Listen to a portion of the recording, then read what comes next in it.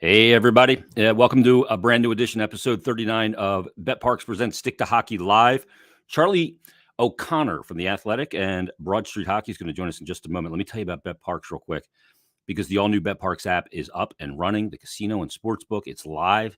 It is fantastic. It is easy to navigate. It is easy to use. It's everything you want in a mobile casino and sportsbook. And great news is it's right in the palm of your hands. And like I said, you can get in on all the different ways of betting, whether that's props, parlays, player performances, same game parlays, you name it, it's all there. First to score, to score, power play goals, over-unders on points, you name it, in the NBA, NHL. We've got the playoffs coming up in the NHL, NBA playoffs already underway, and of course, baseball season. So easy to use, easy to sign up, and use the promo code Jason750. That's going to give new and existing users a risk-free bet up to $750. None of the other companies are doing it that high. The highest I've seen is 500. This is an industry-leading total. Jason750, and you're going to get that risk-free bet up, like I said, up to $750. Some terms and conditions do apply. So download it, check it out, peruse it, and get in on the action. We'll have Tone on Thursday for another edition of Tone's Takes. Tells you where to put your money. So you got to download the new Bet Parks app today. You do need to be over 21 and present in Pennsylvania or New Jersey. Gambling problem? Call 1-800-GAMBLER. Let's bring him in right now. From The Athletic, you've been hearing him for years also on Broad Street Hockey. Does a great job covering the Flyers, and he joins us on Stick to Hockey Live. It is Charlie O'Connor. And for Charlie, we go like this. We go, boom! We give you a little neon. What's up, Charlie? How's it going, Jason? Thanks for having me. It's going well. It's been a whirlwind. It's been tick, tick, tick lately, getting down to the end here. Obviously, the big story that broke today regarding Sal Rafa and Jim McCrossan. I just want to send out, my best to those two guys. I don't know anything about it, about the situation from a legal standpoint or anything, but I know those are two really good men, and hoping for the best for them and their families. Yeah. The fact that they've been, dealing with serious medical issues for at least the past year, if not longer, it's not something anybody wants to hear. And we'll obviously see how the litigation plays out, and I suspect there's a lot more coming in this story. But just them as people, it's not something you ever want to hear. Yeah, it's very sad, but and two really good guys as well. And it's weird because trainers do so much for the players, right? To take care of them too. And so we're thinking about those two guys for sure. But as you said, the story will go on, and there's a lot of storylines with this Flyers team on the ice, off the ice, and so forth, Charlie. But let's kind of start with what we saw this past weekend with Buffalo, because they get swept by Buffalo. Buffalo ended their 18-game losing streak last season against the Flyers and have now beat them 5 straight times. But again, we know that this lineup is, devoid of a lot of regulars, and there's a lot of young guys cutting their teeth. But still, what you saw this weekend was not good. And what's your thoughts kind of on where the state of play is right now? It's not very good. And I know Buffalo is a team that they've been playing better over the last maybe few months, but they're still not, obviously anything special of a team. And they really, I think if anything, the scores of these two games this weekend, were kind of misleading. I thought that Buffalo controlled the play for the bulk of the 6 periods between the two clubs, and it doesn't say a lot for kind of where the Flyers stand now. Now, as you said, the Flyers have quite a lot of players out of the lineup. Obviously they have Sean Couturier and Ryan Ellis, who've missed most of the year, and they're key players. And they had a lot of guys who got hurt in that 9-2 loss to Washington last week. Key guys like Cam Atkinson, Carter Hart, Rasmus Ristolainen, players who they depend on for a lot of minutes. So that plays into it too. But I think in a way, this weekend just, sort of showed me just kind of how far this team is. If they aren't even on the level of Buffalo, where Buffalo didn't just beat them, but they controlled the games. This team has a really, really long way to go before it can not just put itself back in the playoff picture, but legitimately be a feared team around the league. Because you give this team its injured players back, and I'm not at all convinced that they're anywhere close to cup contention or even being on the outskirts of it. The thing is, like I believe I have very little concern about Couturier coming back. Not not very little. I mean, you're coming off a back surgery, so there's obvious concern. But the Ryan Ellis situation, I said to Bill Meltzer on Flyers Daily, I said, "Is he getting treatment at Area 51?" Like it's so shrouded in mystery. And while I'm frustrated that we don't know a whole lot, I'm also kind of impressed that it never got out in some weird way. I mean, this Ryan Ellis situation, we've never seen anything quite like this. Yeah, my understanding from the get-go is that Ellis is a very private person, and he did wanna, keep this under wraps because the Flyers, particularly under Chuck Fletcher, have been pretty open about injuries. The only other one that I would say under Fletcher that's comparable to this is probably the Nolan Patrick. Patrick situation. Yeah. But even that one, they eventually gave the information that they believed was a migraine disorder. It was mostly just through the entirety of camp that they kept it under wraps, the specifics of it. Mostly Fletcher and his front office has been open-ish about injuries. I think they're probably more on the open side if you're looking at it in comparison to other organizations. Certainly more so than Ron Hextall, who kept everything under lock and key from an injury standpoint, even minor ones. But yeah, it's absolutely concerning that there's still no resolution. Now, Mike Yeo, before yesterday's game, said or strongly implied that he does think a resolution to this is looming. He didn't want to specify because he wanted to check with the training staff to make sure that he was correct. He didn't want to reveal anything yet, but it does sound like there may be some clarification coming in the next few days on what direction Ellis is going to take. But the fact that it hasn't, that direction hasn't been decided upon yet, it's concerning because the longer this goes, you wonder, is this going to linger into next season? Is this something where, there's a lack of trust between the Ellis camp and the Flyers camp in terms of which direction should be taken with regards to his health? And for a player that, just recently joined the organization and really hasn't played much at all for the organization, you never want to hear that because, you never know what that can turn into, especially for someone who from the start Chuck Fletcher and the Flyers saw as a key part of the next few years and how they were going to reconstruct that defense and turn it into a legitimate force on the back end. So all of this uncertainty certainly does raise serious questions about Ellis, about the Flyers, and about the direction of the defense as a whole. Not to mention the fact that he's got 5 years on his contract beyond this one. I mean, where it goes from here, I don't know. I don't. Is it an Eichel situation where there's that I want to do this, you guys want me to do that? I don't know. And hopefully we get clarity on that at the conclusion of the season coming up in just a little over, I guess, just about a week now. At this point, a week from Friday, it'll be the 29th when they play that last game.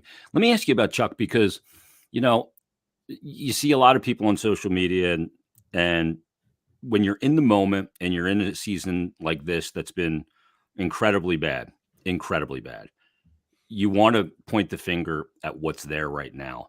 But when you look at Chuck Fletcher, how much of the accountability is on his, how much of a blood is on his hands for what's taking place right now? Because you can make the case, Charlie, I was talking about Anthony DeMarco about this, that Chuck Fletcher got the organization and his hands on the wheel from Ron Hextall in a worse situation than Hextall got it when he got it from Holmgren.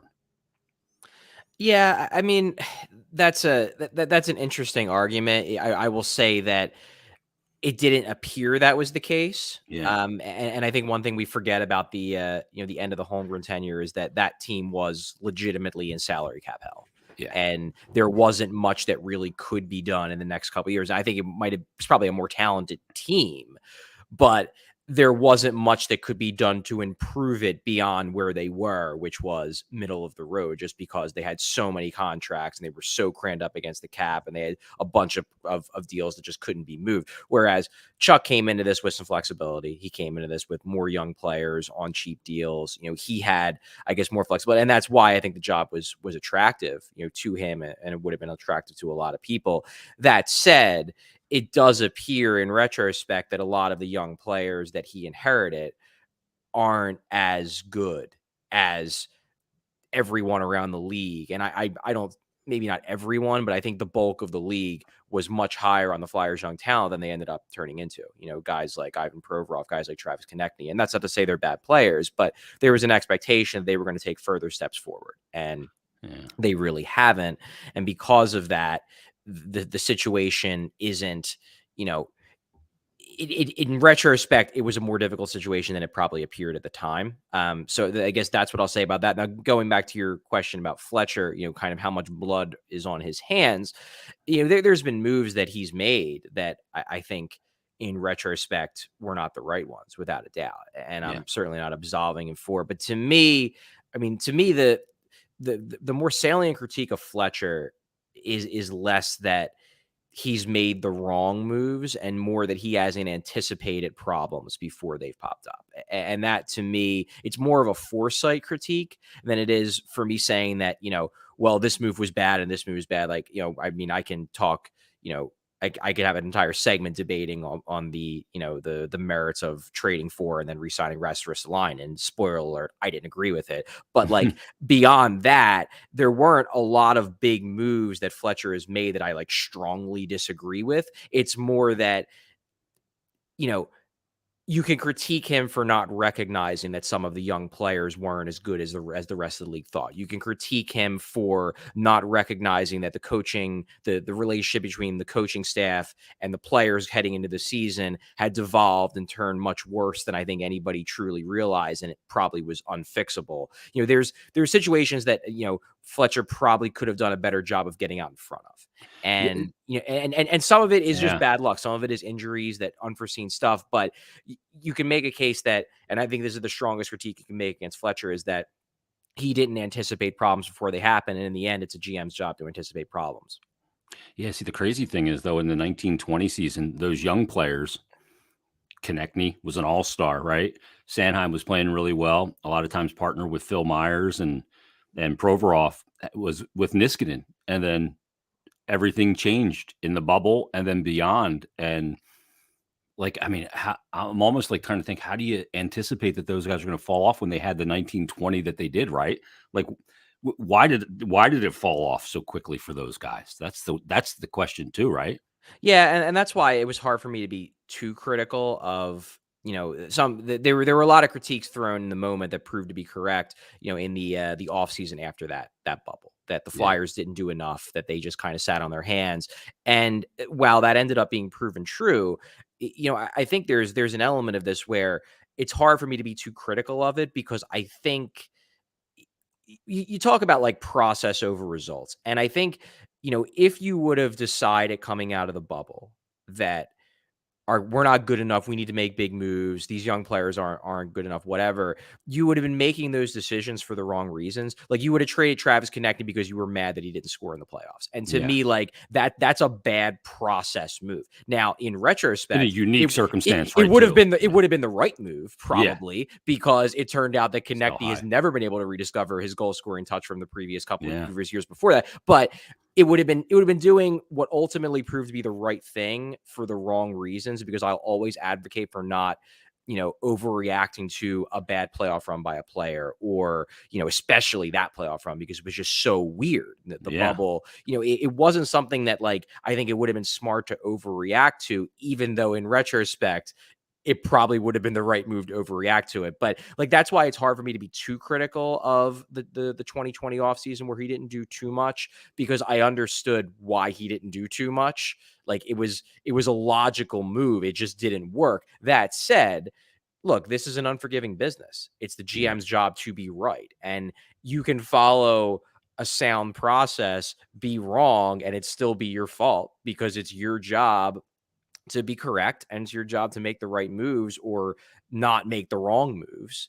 And if you look, the hard truth is that if you construct a team has the fourth worst record in hockey, you've clearly either made the wrong moves or not made enough of the right moves. It's not just bad luck that makes a team this bad.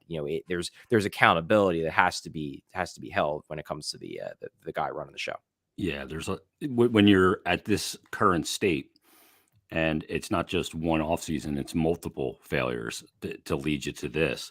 Let me ask you about TK, Sanheim, and Provorov, because they're the three names that get thrown around the most. Sure. as guys that are going to be traded this offseason in a hockey trade. Who do you think, like, let's take them individually, of those three players, what's the future for them here? Do you think it's likely Konechny stays? From what I've heard about Konechny, my understanding is that they like him. They like him as a player. They still view him as part of, the young core. He's obviously not that young anymore, but he's not old. He's in the heart of his prime. That said, he's the kind of guy where I think if he were to get moved, he would get moved in a deal that brings back a superior player.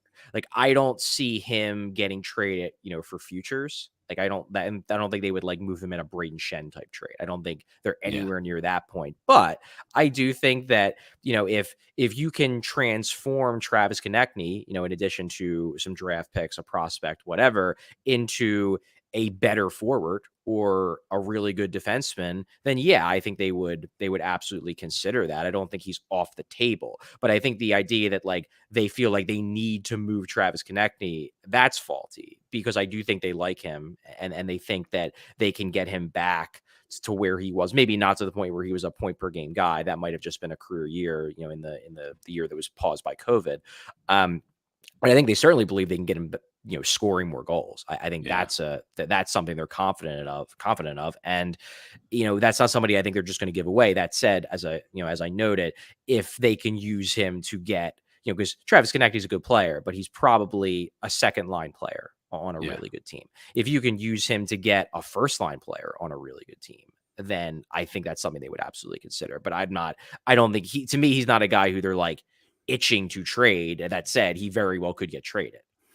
Yeah, I agree with you. Sanheim's another interesting one. Al Yar put up this stat today. AV was fired on December 6th, in the top five defensive scoring in the NHL, 5-on-5 since then. Yossi's 34 points, just ridiculous. Makar 30, Shea 30, uh, Taves 27, and Travis Sanheim fifth in the NHL, 5-on-5 over the last 5 months in scoring with 25 points. And we've seen his play improve and his confidence and his willingness to jump up in the play. But he's also going to be a UFA after next year. Does that lend to him not being traded because of the way he's really kind of moved forward? I mean, he's, I think, +6 on a team that is like -60 something in goal differential. And I don't put a lot in the plus minus, Charlie, as you know. But I mean, that one almost is glaring. No, and especially when his most regular partner is like -14. Yeah. So, it kind of shows the impact that Travis Sanheim's had this year on everybody. Sanheim's interesting. I do think that, out of the three, I feel like Sanheim, and this is more a hunch than anything else, but I feel like he's probably the least likely to get moved. That said, like the looming UFA status does throw a wrinkle into this, because you gotta have that in the back of your head of, could we lose him for nothing? Yeah. Will we have the cap space, depending upon the other moves that we choose to make this summer? Will we have the cap space to re-sign him? Is that even going to be in the cards? But I think that, number one, I know they've really liked the season he's had. I believe it was the final game of Claude Giroux's tenure in Philly, his farewell game, when Bob Clark went on the broadcast with Jim Jackson and basically like touted Travis Sanheim, brought him up unprompted. And that tells me that, in those internal conversations that are being had with the people that Chuck Fletcher trusts, they like Travis Sanheim. I think the fact that they re-signed Rasmus Ristolainen says something about Travis Sanheim, because part of the reason why they like Ristolainen is because they like that pairing with Travis Sanheim. And it doesn't make a lot of sense to give Rasmus Ristolainen a 5-year extension when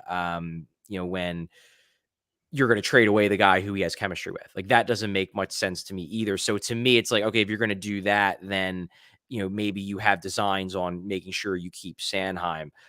Plus the fact that he only has 1 year left on his contract, I mean, that decreases his trade value. Probably he's just basically a rental, because the same questions are going to pop up for anybody who acquires him. Obviously, he still have value. He's still a guy who teams around the league like, particularly I think more analytically focused teams are fans of Travis Sanheim. But you got to have the same feeling of, well, we got to try to convince him that to stay. We got to try to convince him to resign. We don't have that existing relationship with him the way that, say, the Flyers do.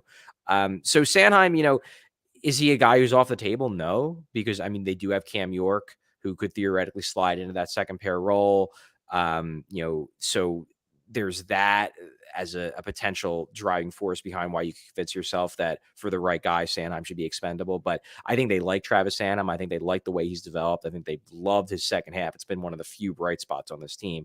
So if I had to guess, I think he stays. But as I said, I don't think he's off the table. I think very few guys are off the table. Yeah, I don't know that there's anybody that you slam the phone down on. There's guys you're not Yeah. looking to trade, but I think you have to listen on. I mean, you have 2 years in a row like this. You can't just say anybody's untouchable at this point. Yeah. And And then not the even last, that, just like you think about it, and this is a point I made in a few of my columns, like 3 out of the last 4 years have been disasters. yeah, They've had like teams that are legitimately bad 3 out of 4 seasons are probably legitimately bad. And that we have to get past the idea of, well, they just had bad luck. Like, yeah, they have had bad luck, but if you keep having bad luck this often, it stops becoming bad luck. It just starts becoming a trend. yeah, it becomes what you are. Yeah. And then the last guy of those three, Provorov, is he the most likely to get dealt? Because the one thing, like you mentioned with Sanheim, is he's got that pending UFA status kind of hanging there, and that could be an invitation for a team to have to spend a lot of money after they gave up, a decent package to acquire Sanheim. So with Provorov, you don't have that. You have some cost certainty for a while. You have a guy that's in the lineup every night. He's only missed 2 games, and that was because of asymptomatic COVID. He answers the bell. He can eat a lot of minutes. He's played on a top pair with Matt Niskanen and been incredibly successful. He's had good point-producing seasons as well. He's going to yield you the biggest return. So is he the most likely?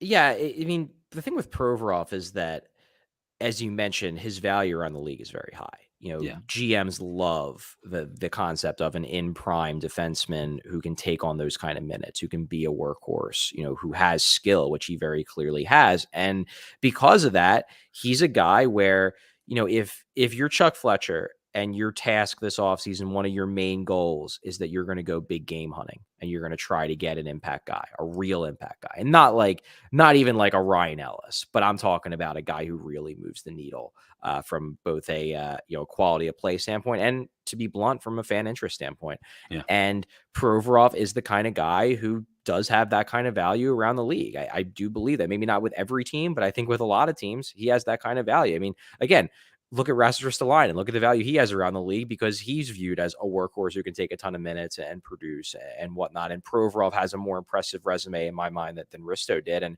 Risto brought back a haul as a rental. Yeah. So to me, if you're going to try to get a really good player, Provorov is the piece who I think is most likely to have the potential to bring that back.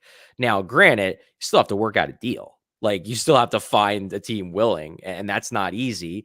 And again, what I've heard on Provorov is that, like, they're not giving him away. This isn't a case of they're desperate to move him, but look, they don't have a lot of cap space. Like, that's the thing. That's the elephant in the room here, where, obviously Chuck Fletcher and Dave Scott from Comcast Spectacor, went out there in late January when, like, we're going to aggressively retool. We think we can fix this, and that's great.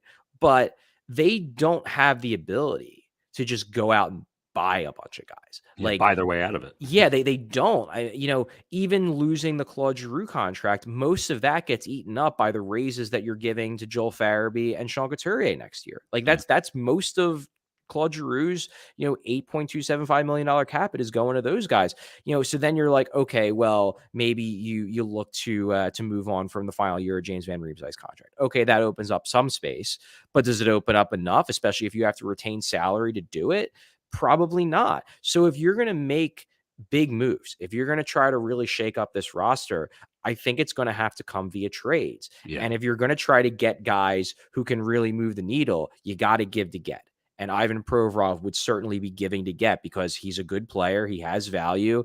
And teams around the league really like him. So, the hard part is that, you trade Ivan Provorov, and this is the problem that always, then you don't have Ivan Provorov anymore. So then it's like, okay, well, who's taking on those minutes? And then you have to either find some other way to get another defenseman, which is another thing you have to do in the summer, or you cross your fingers and you say that maybe Travis Sanheim is ready for top pair minutes. But then you have to bank on that Ryan Ellis will be ready next year to take those minutes alongside of him. And who knows what's going on with that situation. And then So who plays these with Ristolainen, where he and Sanheim have credit have exactly. Then chemistry. you're trusting Cam York, or are you jumping Cam York all the way up to the top pair? Like none of these potential solutions lead to, easy next questions. It's Yeah. all like you do one thing and that leads to another hole popping up. So, you got to be worried. And that's why, again, I find that this aggressive retool concept, while it's possible it could work, and I noted this in my column today, it's just going to be so hard to do right. You risk it at every moment. You risk, robbing Peter to pay Paul. Yeah. You're weakening one area of your lineup to improve another. And then it's like, okay, are you actually getting better, or are you just bad in a different way? Yeah. And that's really going to be the struggle that the Flyers front office is going to have to deal with this summer when they're trying to retool this roster. Yeah, I mean, when they mentioned aggressive retool, like I try not to get caught up like what gets said in those kind of press conferences. You have to, in a way, because they said it, and Yeah. the people that said it makes it really viable and important. To me, it's always more about what you do, not what you say. And I just don't. I mean, if you have one of those really good hockey trades and Provorov's involved, and you can get a really high end piece, then I understand that you do it. But to me, the more prudent, let me ask you this. Is there a middle ground between aggressive retool and rebuild? You know what I mean? Like where they would go into this offseason and go, if something presents itself and a good opportunity, we take it. But if it doesn't, we kind of go into next year looking at these young kids some more, not with, aspirations of being a cup team. If you get in the mix somehow and you're in the playoff mix, because hockey's a weird sport, who knows? You go, okay, that's great. But for the most part, you go, okay, we're kind of going to sit back again one more year, not go crazy and give away and make desperate trades and desperate moves to put ourselves in more peril long term. And let's get a little cap healthier. We can get involved in free agency next year, and we'll draft well in this 2023 draft, which is targeted to be a really good one. I mean, is there that middle ground? Yeah, that middle ground certainly exists. You can, avoid locking yourselves into a couple more, big money contracts that last through a guy's, mid to late 30s because you worry about the impact that can have down the road. Yeah, there's that path where you say, okay, this was kind of a wash year because of injuries and everything and the coaching change and whatnot. Let's hire a new coach. Let's see if we can, change the locker room culture that way. We've moved on from Giroux, so there's going to be a different look. Let's see how the younger guys step up. And if we're good, then great. If we're not good, then we've got a high pick for a really good draft. Yeah, that's certainly a path that could be taken. And maybe that's honestly the best path, just because I don't know how much they'd even really be able to blow this thing up if they really want to, beyond, I guess, trading away like all of Provorov, Konechny, and Sanheim just for futures, just to really, try to make this team a lot worse next year and then load up on draft picks. Like, that's probably the only way, because you look at guys like, Couturier, Ellis, and Hayes. I mean, those are your big money contracts. Can you even trade them? Like, No. Hayes has no trade protection. Ellis has missed the whole year with whatever this injury is. Couturier has a no movement clause kicking in when his new contract kicks in, and I don't think they want to move him anyway because he's a really good player and he's coming off back surgery. Yeah, he's coming off back surgery. So like, how much value does he have around the league? Teams are going to be concerned about that. So, you're kind of stuck in terms of how much you could actually do in a rebuild. But also, if you try to do this aggressive retool and go out and get a bunch of big name guys and really turn the roster over, then you risk putting yourself in a position where if the retool doesn't work, then it's going to take even longer for the inevitable rebuild to actually have an effect, because you have so many older players under big contracts that you just don't have any cap flexibility for the next 5-6 years, period. Yeah. That said, I mean, the elephant in the room here for me, and this has been made so obvious this year, is that if you have any intention of really improving this team, you have to go big game on it. You have to. It's the only way it's going to work. Like, look at the power play. The power play, it's abysmal. It's so bad. And there's a lot of reasons for that. I mean, their zone entries are bad. They could certainly be coached better. That's without a doubt. But to me, the biggest problem with the power play is that they don't have anyone on these power plays that opposing penalty kills are scared of. Yeah, no They fear. don't have anybody who, opposing penalty killers have to always keep an eye on, have to, are pulled to, because they know if they give that player just a little bit too much space, he's going to score, or he's going to set up somebody with a beautiful pass or whatever. They haven't had that guy really since Claude Giroux stopped being the hyper dynamic offensive weapon he once was. And I'm not saying Giroux wasn't still a really good player, because he was, but he wasn't the same guy he was in his mid to late 20s. He definitely, had to adjust his game to be a little bit more of a two-way type player, and he did a great job of it. But you saw the negative impacts of his physical regression on the power play. He no longer could make the kind of plays, could blast the kind of shots the way he could, when he was in his physical prime. So if you're going to fix the power play, if you're going to be a more dynamic 5-on-5 team, you need to get these high-end players. But again, if you try to get these high-end players and it doesn't work, then you're setting yourself up for cap hell and for the next 5-6 years. So that's the issue they run into, where you know what the problem is, but is it even prudent to try to solve the problem given how many things are wrong with this team? Yeah, and to try and do that in this offseason with minimal cap space without, having to, send organizational equity with guys just to create cap space, because now you're losing even more picks. And they traded the second with Ghost, and they're going to try and recoup some of these picks maybe in some way, shape, or form. But with these drafts, and you got to hit on the draft picks. What have you thought of Chuck's drafts so far? When you look at some of the key guys, whether it's Tyson Forster, Zayd Wisdom, or some of the other young players that he's picked since he's been here. Brent Flair's, when they were in Minnesota, they put a lot of that core together. Some good players that are there. What have you thought of the picks that they've made so far in the draft? I know it's hard to judge fully right now because it's just not enough time. But in your estimation, where are they at?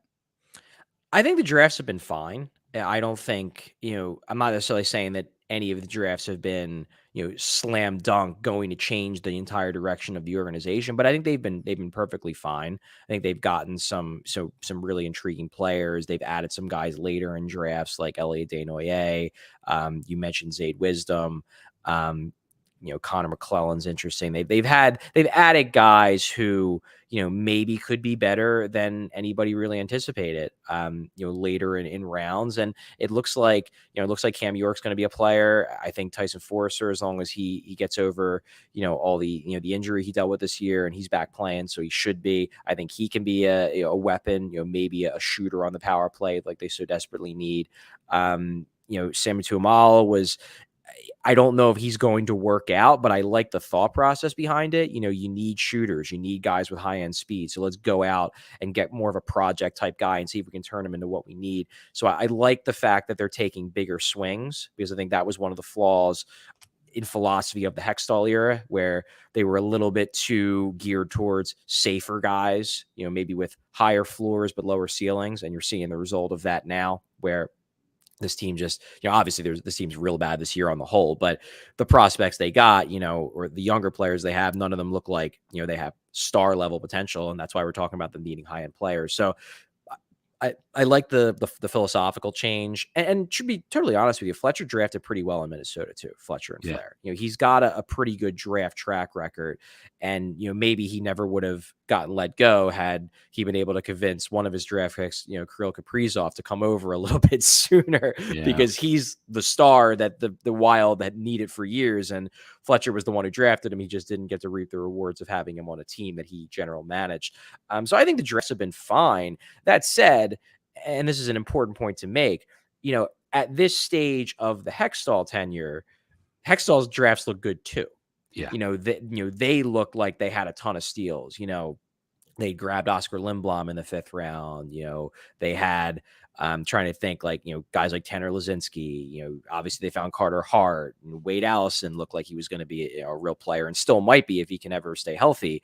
Trying to think who else. I mean, Noah Cates was a Hextall pick, and he looks good so far. So like, and Hexie signs Phil Myers. That looked great at the time. At the time, it looked great. So, it's hard for me to fairly evaluate Fletcher's draft prowess as Flyers general manager, because I know in the back of my head that at this point during Hextall's tenure, I thought a lot of Hextall's players were going to be, surprising contributors given where they were drafted. And it's just a lot of things broke against the Flyers. And again, some of that is maybe development. Some of that is just plain bad luck. I mean, you look at Oscar Lindblom. Oscar Lindblom was looking like he was going to turn into, a potential second line top six guy. And, he gets cancer, and unfortunately he struggled to get back to that point. And that's not something anybody could have predicted. That's just bad luck. But bad luck could easily hit the Fletcher draft picks too. So I don't want to necessarily count my chickens before they're hatched with the guys coming in this wave,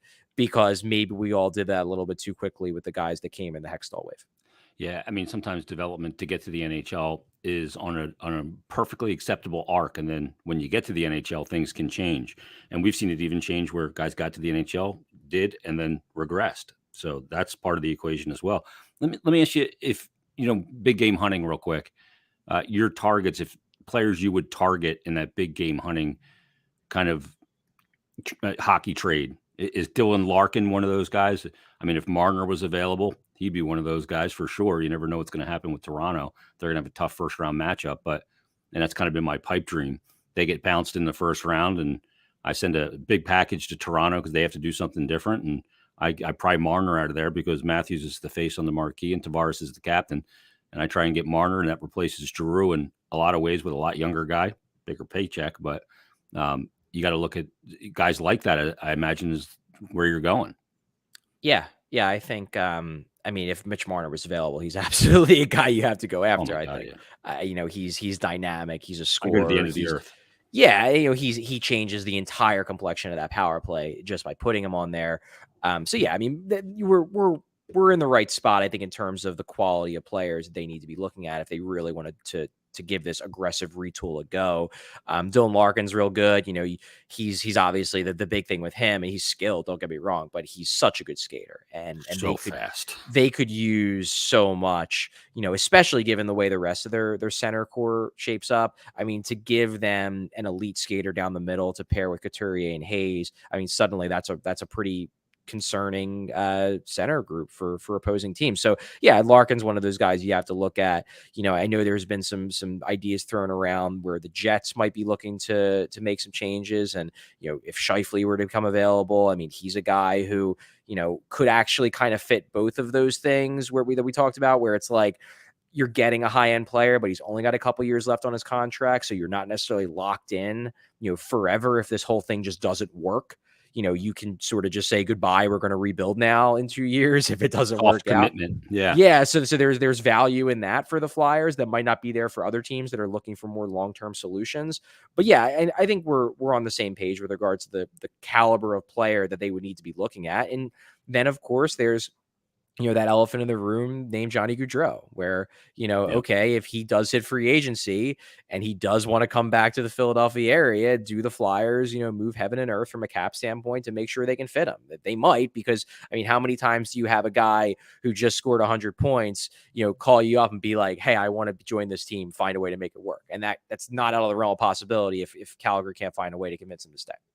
Yeah, I mean, the season that he's having, you would not think that he would be a player that would flourish under Daryl Sutter, right? Yeah. But he has. I mean, it's unreal this season. Like his 5-on-5 number chart, he's not just eating on the power play. No, the dude's eating everywhere. No, he's been great. And I mean, there's obviously some concern there that, like, would he be able to do that on another team? Obviously, Daryl Sutter's a great coach. And also, the Flames have guys like Kachuk who can create space for him, that the Flyers maybe don't have those kind of players. So you wonder, do you replicate it? And there's the simple fact, I think we've talked about it before. There's the Mike Trout factor, where it's like, does he actually want to come back and play for his hometown where the demand on him is going to be huge? Or does he just kind of like the idea of showing up and, being a Philadelphian and all, but, actually playing for the town, which I think is what Trout always wanted. Like, he loves going to Eagles games and, being like a Philadelphia celebrity, but the idea of playing here for the Phillies, I'm not sure ever really, was something he was super excited about. So, especially with how poor the teams played, maybe Gaudreau looks at it and is like, I don't know if I want to come in and be expected to be like the savior of this team, considering how much of a mess they look like from the outside. And that would be the case if you're signing a player with that kind of contract, that he is going to be looked upon. And sometimes you don't want to, for lack of a better term, you don't want to shit where you eat. You know what I mean? You don't want to go back home and ruin back home, because that's always a safe place to go as a pro athlete. Like Mike Trout would come in and go, I'll play baseball out there and I'll enjoy my, history bait's here. Just a shame that Mike Trout's made the playoffs one time in his career. For the numbers that guy has put up, he's unbelievable. Let's talk about some of these young players that we're getting to see. Noah Cates, well, he had some really pointed things, Charlie, to say after the game last night. I was really impressed with where he went in his comments about, teams that win and have swagger and a confidence. And, young player just played 10 NHL games so far coming out of college. Those were big words, but I think because they're fresh eyes and a fresh voice, they can resonate. And I don't think they'll piss people off, because what he said was dead ass true. Yeah, I mean, I was the one who asked that question, and I'm going to address this in my column for tomorrow. I kind of feel bad because I hope I didn't put him in a position where he's going to tick off his teammates. The impetus behind that question came from I was out on the road trip. That last road trip that ended in Minnesota, which ended with Noah Cates having his NHL debut in front of his whole family. It was a really cool thing. And his media availability that morning with us, he was obviously fresh off, Minnesota Duluth, getting knocked out of the tournament, but they've won titles, that's a very successful program there. And he brought up something to the extent of I come from a winning culture, and I want to try to bring some of that winning culture, to Philadelphia. That's something I want to do. So that was something he had brought up. So the question was less trying to throw the rest of the team under the bus, and more just kind of following up on something he had already said a couple weeks ago that not a lot of people had heard, which was, hey, you said you kind of wanted to bring this winning culture. You've been here for a couple weeks. What do you think this team doesn't have that team had? Because obviously you're losing a heck of a lot more games with this team than you did when you were in college with Minnesota Duluth. And I think he tried really hard not to throw anybody under the bus. He made it clear that he thinks there's good leaders in this room, but he was just being honest. And I don't think saying that a team that loses a lot doesn't have swagger and doesn't have confidence. I don't think that's a terribly controversial thing, or at least I don't think it should be, because obviously a team that's losing a lot isn't going to have any swagger or any confidence, because winning breeds confidence. And the Flyers have had a utterly dismal year that probably has destroyed the souls of pretty much everyone who's been in that locker room the entire year. Heck, they had to live through last year, which wasn't that much different. So, I do think that I think those comments will be read, and maybe they may rub some people the wrong way. I felt a little bad that maybe, it put him in a tough spot, because he was trying to respond to, something that, an original question that maybe not a lot of people knew was asked. And also he's coming from a successful program, and obviously is going to feel a lot different than this organization does, considering where it's at the moment. But I do hope, and this is why I asked the question, I do hope that, someone like him, who was a captain on a really good college team, can bring the expectation of success, and I know we can talk about, the flaws of the Mike Richards captaincy, but the hard truth is that he won everywhere. I mean, he won at every level, and he brought with him an expectation that his team in the NHL was going to win too. And I'm in no way, shape, or form saying that Noah Cates is the next Mike Richards. He's not that talented. And I've really liked what I've seen from Noah Cates so far. But if he could bring that confidence, if he could bring that expectation of success, even just a little bit to this locker room, I think it could help, because they really need it. Yeah, I totally agree. In his play on the ice, to me, he's just a really smart player. I can tell watching him, Charlie, he's been really well coached at every turn. You can just see it, right? Yeah, and not only that, I remember I went to, I think it was the draft in Dallas. It was the first draft I went to, and the Cates had been drafted, I believe, the year before. And I was talking to a scout at that draft, and basically asked, "Hey, are there any Flyers prospects?" It wasn't a Flyers scout, but I was like, "Hey, are there any Flyers prospects that are under the radar, who you think are better than people give them credit for?" And he said Noah Cates, without a doubt. He's like, "This is a guy who coaches absolutely love. Yeah. He does so many little things right, and he's got things to work on. He's got to improve his skating stride. He's not a finished product," because this was back in, I guess it would have been 2018. Yeah. I think 2018 was the Dallas He was at draft. 2017. Yeah. Yeah. So yeah, the 2018 draft, that was the draft they took Farabee and Jay Yep. O'Brien. And he was just like, yeah, this is a guy who coaches just adore. And he will find a way to get the most out of his skill set. And you're seeing it now. I mean, the thing Yeah. that I've been the most impressed with Cates thus far, and this is in large part because I haven't had the chance to watch him much over the last couple of years, his skating has gotten so much better. Oh, yeah. Like he used to his skating stride, and I remember watching him at multiple development camps. It used to be a mess. I mean, it was like flailing limbs, so much wasted motion, and he Mhm. just didn't get from point A to point B that fast. And no, he's not a burner, but he doesn't look slow. Like No. he looks quick. He looks legitimately quick on the ice. And he does, if I didn't know that he had a skating issue, in his early post draft years, and I watched him today, I wouldn't even think of it as a skating issue. I would Yeah. just think, yeah, he's a pretty good NHL skater.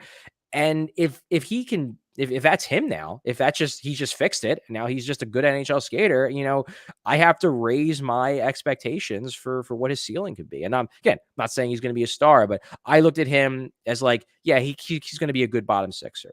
Now it's like, yeah, maybe he can be Middle. like maybe he can play up the lineup. And yeah, on a Mhm. great team, he's probably a third, fourth liner. But like, if you put him on the second line with the right center, he can make it work. And he could do that for a month and be on a darn good line. And he plays fast too because he thinks the game really well and he's in the right spots. Like I've just been it's a weird thing to be impressed with for me, but I've been so impressed with him in the neutral zone. Just Yeah, his positioning in the neutral zone on quick ups and recoils and turnovers, defensively, offensively. I think he's been really good there. he breaks up a lot of plays in the neutral zone. He He does. anticipates. There was a play last night I was watching, and it was Kevin Hayes had the puck in the offensive zone, and so Cates is playing off puck, and Cates skates in front of the guy. It was a defenseman, and like basically crosses in front of Hayes, and not only like sets a pick, but also lifts the guy's stick as he's skating past Mhm. him to give Hayes the option to try to do a cross slot pass to somebody on the other side of the ice. And nothing came of it. But it's just one of those things where like you have to think the game at a really high level for Yeah. that to even pop into your head that like, hey, not only am I going to try to give my line mate more space to make a play, I'm literally going to remove the stick in the passing lane from the equation for a brief second just to give him the potential option to try to shoot a high danger pass across the slot. And that's Yeah. that's the kind of play that very few guys are going to think of. And watching it, I'm just like, yeah, that's Noah Cates. Like that's just who he is. Yeah, you're right. It just gives, even if he doesn't take the option and it is now there, and the defense has to account for it by him doing that too. Speaking of skating, let's talk about Bobby Brink because he's a few games into his pro career now, coming off that national championship at Denver. I mean, the stride, like Noah Cates, doesn't look different than it did in the draft class a whole heck of a lot. It's I don't know that I've ever seen. I was talking to somebody last night that played in the league and said, I've never seen a guy skate like that at the NHL level, but he gets there and he's a gamer. He's got a lot of commit to his game and he's grimy as they get. Not a big guy, but he's looked pretty good. He's made some smart plays. That little chip out of the zone to make a play, pass the defenseman. He's looked pretty good. Yeah, I've liked what I've seen from Brink. I did an article on him after his first two games, kind of breaking down the strengths and weaknesses. And look, the skating, first off, it doesn't look good. And No, that I think is really the not aesthetically it's pleasing. not aesthetically pleasing. And that was why he slipped to the second round. That and the combination of that and the height, because there's a general feeling, and it's not an incorrect feeling in scouting circles, that if you're going to be small, you better be a really good skater. And Brink is not a really good skater. That said, I don't think he's as bad of a skater as he looks, as you implied, where, it doesn't look good, but it works for him. I don't think his acceleration is bad. It's that the top end gear, like there's just so much wasted motion. It looks choppy, and it makes it so it's harder for him to win those like 3-4 stride puck races. Yeah, But then there have been times where he'll lose that race. Like he'll lose that race to somebody who he probably should win it against. But then even though he loses the race, he gets his stick in there and yeah, ties up the play. So it's almost like he didn't lose that race. yeah. The And tenacity makes yeah, up it's for it. tenacity, and it's just again, same thing with Cates. It's that hockey IQ. The Flyer scouts, and again, there's something to be said that maybe they should draft a little bit more for raw skill, but they've always loved hockey IQ, at least over the last decade or so. It's such a key aspect of what they prioritize in guys they look to draft, and Brink has it. Brink absolutely has it. And the question is just going to be whether, he can. I don't think he's ever going to be a dominant 5-on-5 player. And he probably, to maximize his 5-on-5 ability, you're probably going to need to have him on the right kind of line with the right kind of center that can do a little bit more of the, I wouldn't say puck moving, but probably puck carrying, because Brink is always going to be more, I think, more of a support guy on entries. He just doesn't have the kind of the straight line speed to push defensemen back to get the puck into the zone. He's not an off the rush player at all. Yeah, so if he's going to play off the rush, he's got to either be the second guy in, or he's going to be the guy who's like passing the puck into the zone, because he can't really carry it, because he just doesn't scare people.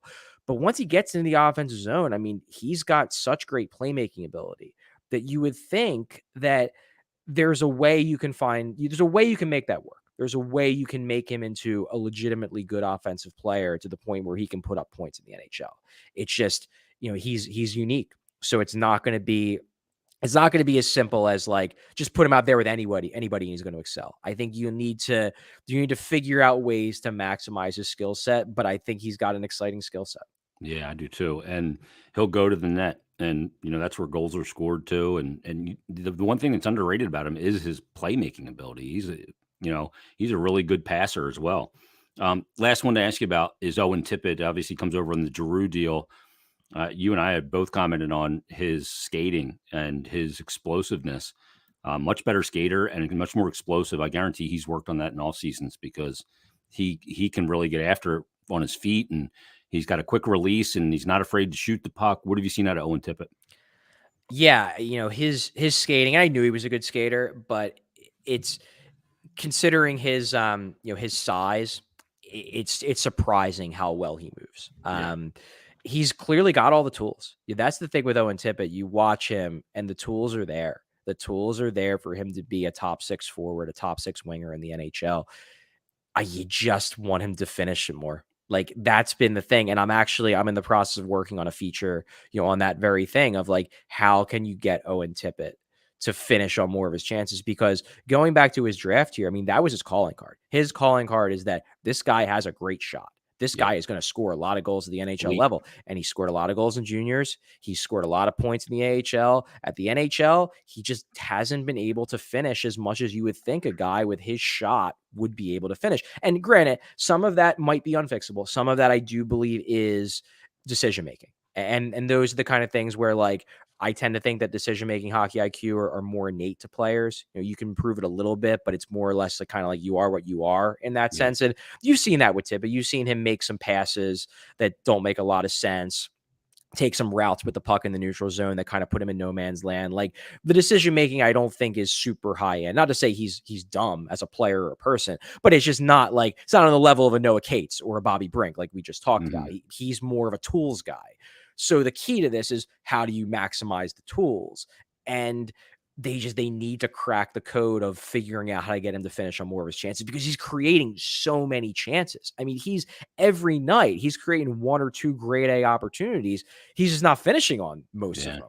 And you would think that it's going to come to him at some point, but obviously Florida eventually got fed up with it because they were willing to move him. So this is where the Flyers development staff really needs to get it right, because they need to work with him. I know he's planning to go back home this summer. Last summer, Tippett worked mostly with the Florida staff. He stayed down there. He mostly worked down there with them. I think mostly to show them like how committed he was to getting this right.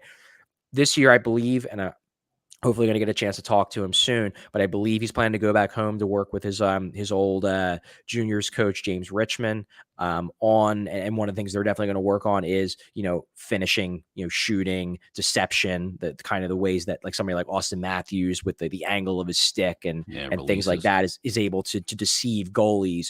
Those are the kind of things that NHL players have to work on. They have to add to their game if they want to be scorers at the top level.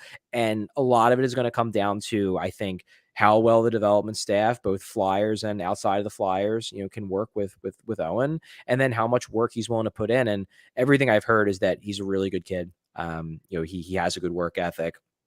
He's actually, from what I understand, he's a pretty reserved guy, but he's somebody who really, really cares. He cares a lot about his team. He cares a lot about his teammates. So I do think he's going to put the time in.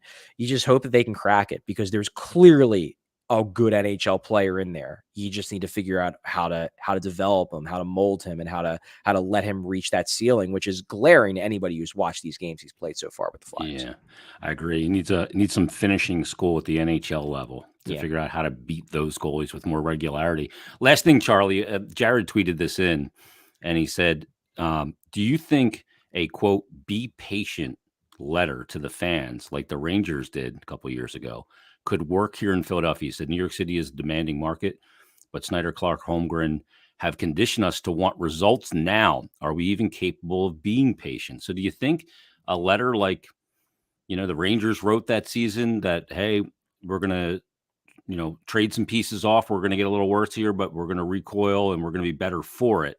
Now, the Rangers obviously have a different position because Panarin only wanted to go there. Yeah. Adam Fox, drafted by Calgary, forced his way there. They made some good moves in there as well with Trouba, and then they get a little lottery luck with Lafreniere and Kakko, who haven't really been the driving force of where they are. Couple that with Shesterkin, which is pretty darn good ad. And they've recoiled really quickly. But that being said, would that kind of letter work here in Philadelphia? So a lot of people have brought that up. We've talked about it on our podcast. My answer to that, and you sort of hinted at part of my answer. My answer is that I do think it would work at the beginning. I think that kind of letter probably would be received pretty well by portions of the fan base, who's like, okay, they get it. They know that this isn't going to be a quick fix. They know that we've got to really look towards fixing this. And there's going to be some people who are going to complain because obviously they want to see a winning team. They're going to be like, oh, we're just doing the Hextall thing again. Great. Can't wait for another, 5 years. And that's not going to work either. But I think it would be received pretty well at the beginning. I don't know how much patience the fans would have for the reality of it. And this goes back to what you said about the Rangers. The thing with the Rangers was that they do the letter, and the letter, I think, probably got a mixed reception. But at the very least, I think it was appreciated for the boldness of it, that they were willing to do it. They were willing to be honest with their fan base. But then the fans didn't have to wait that long. Yeah. Because then they get Panarin and they get Fox, and then suddenly it's not a rebuild at all. Like the Rangers, I think, were prepared to do a rebuild and then kind of fell backwards into not having to do one because they were able to pick up two superstars that only wanted to play in New York. And so it became an aggressive retool. It became an aggressive retool that they sold as a rebuild, whereas the Flyers would be selling a rebuild and probably then have to actually do a rebuild. Yeah. And I think at the beginning, fans would be open to it. But then after having to watch a year or two of objectively poor hockey, I think there would be some that would be like, yeah, they were honest and we'll get there and we'll focus on the prospects. But a lot of people would then just find reasons to be angry. Yeah. Because people will always find reasons to be angry when a team is bad, and attendance would not be good. We saw that with the Sixers. I mean, and granted, now the Sixers are good and now the place is packed again. It's not like you lose fans forever, but as much as there was a cult following around the process, and there was, and it was certainly good for things like podcasts, no one was showing up to those games. No. And if the Flyers were to do something like that, the same thing would happen. People like me would probably be fine because there's going to be a small dedicated contingent that's really into the idea of a rebuild and how it's going to work out. But like, if you're talking about coming anywhere near selling out in your 20,000 person arena, I mean, that's not going to happen for a team that's openly saying we're not trying to be good for a couple of years. Yeah. And if you're okay with that, then fine. But like, that's just the reality of the situation. Yeah. I always say this. It's easy to say, tear it down and rebuild it. But living through it is a whole different story. Yeah. Because if you're going to do that, if you're going to go full down tear down, you can't waffle on it. You have to fully commit to the full length of it with no guarantee on the other side either. Exactly. I think when it came to the Sixers, for example, there's a lot more people who liked the idea of the process more than they actually liked, watching the process. Yeah. And I think it would kind of be similar in Flyers world, where you would have a lot of people who think it's a good idea, but they're not going to the games. They might not even be watching the games. They like discussing it, they like debating it, but they don't really like actually engaging with the hard reality of what's on the ice as a result of it. Yeah, living it is a different story. And you look at the process and you go, well, where did that get the Sixers? They still haven't gotten past the second round of the playoffs. Yeah, they're relevant and they have Embiid, who's a great superstar. But ultimately, the only thing that matters is, can you contend for a championship? And it's harder than ever in the NHL. I mean, look at the playoffs. It's harder to make it than ever before. We still are conditioned to think that, well, just about every team in the league makes it. When 16 of 22 teams made it in the NHL, it's now 16 of 32. It's not even easy to get in the postseason anymore. And there's some people advocating for expanded playoffs. I mean, I don't even know how you could expand them when you look at the top 8 in the Eastern Conference being so far ahead of the bottom 8.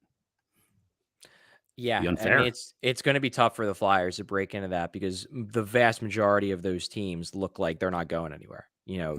It's hard to look at like a Tampa, or a Florida or a Carolina and be like, yeah, they're set up to not be good in a Rangers, couple years. I mean, maybe you could look at like Pittsburgh or Washington. Boston, but even them, like they just seem to stay good every year. Like I've said this about the Penguins every offseason. You hear that oh, this is going to be the year the Penguins fall off. And I say the same thing every time. Show me the body. Like, Yeah. I am not going to believe they are going to drop off until they drop off. And is it going to happen eventually? Yeah, probably. Sidney Crosby will eventually retire, and Evgeny Malkin will eventually retire or drop off dramatically. Like, it will happen. It always does. Age comes for us all. But, like, until it does, I'm not going to believe it's going to. I'm just going to believe they're going to stay good. Yeah, I agree with you because they just keep recoiling, and eventually the credit card bill comes due, but they've managed to dodge the bill collectors to this point in some Yeah. way. It's unbelievable. Charlie, this was awesome. I thank you for doing it. You gave us a ton of time.